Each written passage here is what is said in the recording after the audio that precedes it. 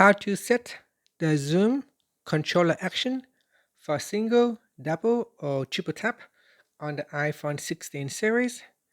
First, let's return back to the home screen by swiping up at the bottom of the screen. From the home screen, tap on Settings.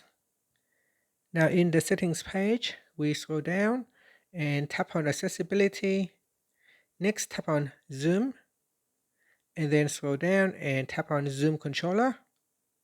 In here, go to the controller actions, and you can customize the single tap, double tap, or triple tap action for the Zoom controller. So here on a single tap, it will open up the menu. It will show the menu. You can choose none, or zoom in, or zoom out, or speak on touch. Now the reason these tools are disabled is because it already has been assigned to other action.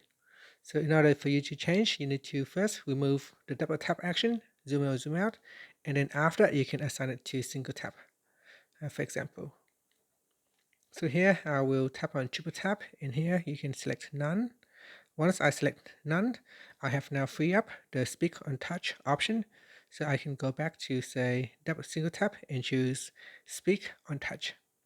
Here I can set triple tap to speak on touch. And if I tap on the zoom controller 3 times, 1, 2, 3, you can see here it now shows a finger pointing icon. I can touch on that to have it speak on touch. So here, let's try it out. Scan document. X. And here, if I double tap, it will zoom in or zoom out. And if I tap on it once, it will show the menu. And that's it. That is how you can customize the zoom controller actions on the iPhone 16 series. Finally, you can swipe up to return back to the home screen.